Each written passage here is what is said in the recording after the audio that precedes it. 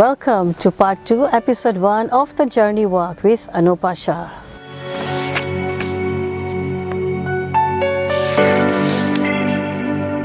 So when it comes to a cause of physical and mental health problems, many experts agree that unresolved emotional issues play a significant role in a majority of cases.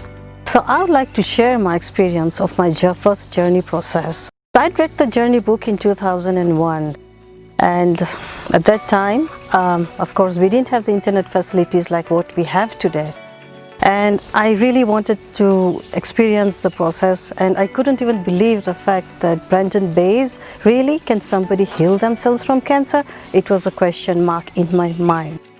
So I gave the book to friends and families and asked them to pass it around. And in 2003, my call was answered. I got connected to somebody who was just visiting a family here in Kenya, and she was here on a 2-week visit, and I got her contact and I got in touch with her and asked her if I could simply come in for an experience. She was still doing her accreditation journey practitioner's course with Brenton Bayes, and she welcomed me with a warm heart. So when we started the process, it was an amazing experience, just like exactly as it is in the book. Little did I know what my hidden issues were. I started to develop a lot of pain on my left calf and left foot from 1996. And from 1996, I've gone through various x-rays, CT scans, MRI tests, various doctors, general practitioners, chiropractors, reflexologists, name of anybody, and I've been there, and I've spent a lot of money in getting myself tested. Various blood tests, thinking it's a bone issue, maybe I'm lacking calcium, maybe I'm lacking B12, maybe I have a muscle issue, and we kept on getting a test after test. So every time I'll go to a doctor, he would give me a painkiller, which I'll take for a couple of days, I'm good, and the pain comes back. Now what was uncovered in my first journey process was that I hadn't dealt with my brother who passed away in 1995 at the age of 39 years old. And he left behind 2 young boys, 8 and 9.5 years old. What I hadn't dealt with was the grieving process and then letting him go. And funny enough, the emotions were uncovered from my left calf and left foot. So as soon as the first process was done, it took me about 5 or 6 days to realize that I'm no longer in pain because, hey, we learn to live with pain. So essentially, in summary, the journey processes enable us to let go of these memories, switching on our cells and allowing them to regenerate perfectly. So there are many conditions that the journey work has been successful in treating. For example, like what I mentioned in my first part, behavior problems and many emotional issues such as stress, low self-esteem, anger, guilt, grief, depression, panic attacks, phobias, fear, anxiety, allergies, lack of courage, lack of confidence, pain, and many others. And people have found relief from getting to the core and then fully releasing the issues surrounding their conditions. So when we talk of emotional baggage, let me, for example, share some of my experiences with the journey work that I've been doing for the last couple of years. Like I had a doctor, for example, who had recurrent sore throats, colds and sinuses, and of course, being a doctor, they know what cough syrups to take or what antihistamines or antibiotics to take. But when we did just one process, and what was uncovered was past issues of divorce and many unsaid things at the family level. Again, I worked with a young girl who was molested by house help. She stopped waking up at night, but before then, for good 2.5 to 3 years, she would wake up several times screaming, and the parents had no clue what was really happening. And this was truly devastating for her parents. A young woman who struggled in life with everything because of the umbilical cord tied around her neck from birth. And she struggled with bullying from school, with being silent, dealing with anxiety, could not deal with any stress, and she was on antidepressants for many years. A woman again who could not conceive because of post-traumatic memories of her aunt losing a child at birth, and she was pretty much around when the news were broken to the family, and the whole family started wailing and screaming. At that time, she actually took a vow that I swear I'll never ever get pregnant.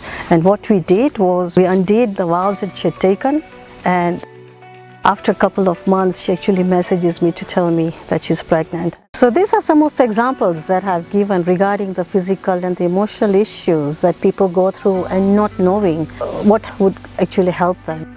Now if I can just carry on and ask with certain concerns that many of you may have regarding the embarrassing memories. There is nothing that cannot be said in a journey process that will cause you to be judged. And yes, sometimes things come up that are embarrassing, uncomfortable, hurting and painful. Now as skilled practitioners, we know that in order to heal your issues, you need to release whatever is there. And as professionals, we observe full confidentiality. All is welcome, including plenty of tears and plenty of laughter as well during a process, and there is absolutely no judgment at all with whatever issue you have. Now, if I can also touch a little on this particular concern that many people have regarding their locked emotions and being scared of feeling these emotions. In general, we have been taught from a young age not to feel our emotions. So it is quite natural for you to have this concern. However, when you do this in a journey process, you only feel the negative emotion for a brief moment of time. People often find that their fears are actually groundless.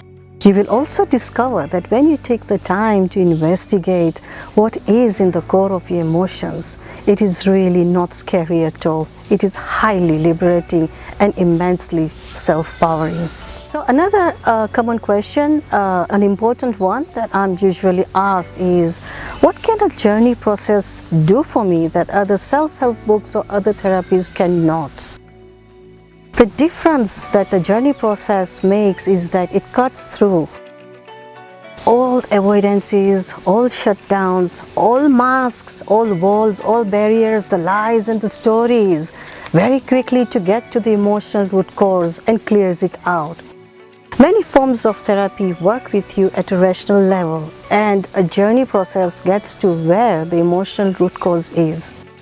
Journey processing also releases unhealthy patterns and beliefs that have been formed during your experiences. You do not need to have gone through a traumatic or a disastrous event in life to have unhealthy patterns and beliefs playing out. Many people also worry about not getting a memory or feel anything in the journey process. Well, this is quite natural. A journey process unfolds exactly the way it needs to, and there is no right way for your process to happen. You will be guided in the way that is best for you until your process is successfully completed. In case you are wondering if the journey processes need to be done face-to-face, it does not need to be done face-to-face, and especially now. In these pandemic times, we have found that the virtual meeting online such as Skype, FaceTime or Zoom is also an excellent medium for doing this journey work. So if you are not able to come for the face-to-face consultation, then this is another option with prior arrangement of an agreeable time, most comfortable with both of us. Thank you for listening to part 2 of the episode 1, and we will see you again next week. Have a good week. Thank you.